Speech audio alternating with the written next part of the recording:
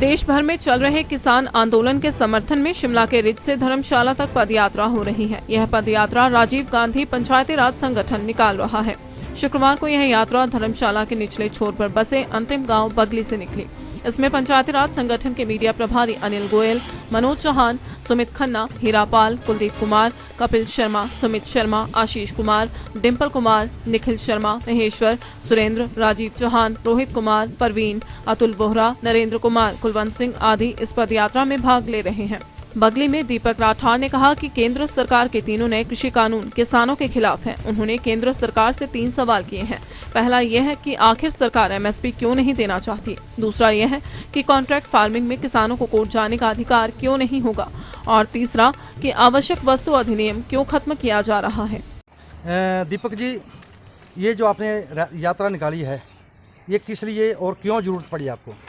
देखिए, सबसे पहले तो मैं आपके चैनल के माध्यम से हिमाचल प्रदेश के तमाम जनमानस को मैं नववर्ष की बधाइयाँ देना चाहूँगा। और जहाँ तक बात है इस पदयात्रा के कि भी क्या लक्ष्य है, क्या है हमारा, मैं बता दूँ आपको कि जब भी हिंदुस्तान में लोकतंत्र को कमज़ोर करने की कोशिश की जाएगी, तब तक कांग्रेस के जो अग्रणी संगठन है वो मैदान में आकर लोगों को जागरूक करेंगे कि हमें अपने लोकतांत्रिक मूल्यों को बचाना है।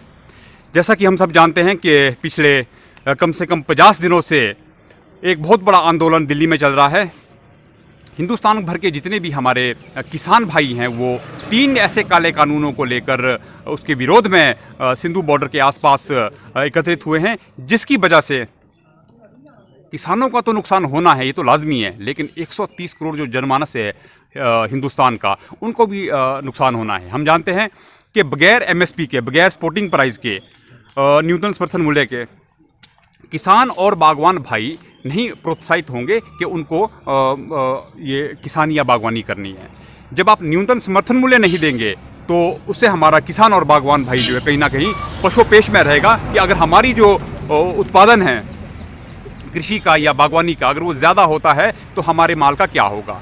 नंबर 2, इन्होंने एक इसमें ये प्रोविज़न रखा कि जब आप कॉन्ट्रैक्ट फार्मिंग में जाएंगे, कॉन्ट्रैक्ट फार्मिंग के तहत जब किसान में और कंपनी में डिस्प्यूट पैदा होगा तो आपको कानून का दरवाज़ा खटखटाने की ताकतें नहीं हैं, आपके पास हक नहीं रह जाएगा। और तीसरा जो इसमें सबसे महत्वपूर्ण विषय है वो है एसेंशियल कमोडिटी एक्ट को लेकर, उसको ख़त्म कर दिया गया है। इससे क्या होगा कि जो भंडारण की जो क्षमता है हमारे उद्योगपतियों की वो बढ़ जाएगी, असीम बढ़ जाएगी वो। उससे क्या होगा कि जब भी हमारा किसान और बागवान भाई अपना प्रोड्यूस मार्केट में बेचना चाहेगा, मार्केट में देना चाहेगा, तो उस समय वो अपने भंडारण के दरवाजे खोल देंगे, जिससे मार्केट में स्लंप आ जाएगा। उस स्लंप की वजह से उनको औने पौने दामों में अपना प्रोडक्ट बेचना पड़ेगा उद्योगपतियों के हाथों में। और जो 13-14 लाख जो हमारे देश भर के आड़ती लोग हैं जो कंपटीशन पैदा करते हैं मार्केट में, फ्रूट खरीदते हुए या सब्जियां खरीदते हुए या कहें हम के फूड ग्रेन खरीदते हुए, वो कंपटीशन ख़त्म हो जाएगा। और जब ये भंडारण अपना ले लेंगे, सारा सामान, सारा प्रोडक्ट खरीद लेंगे किसानों से, बागवानों से, उसके बाद ये अपने उन भंडारणों के जो है, इनके जो साइलो बन रहे हैं बड़े बड़े, उसको बंद कर देंगे।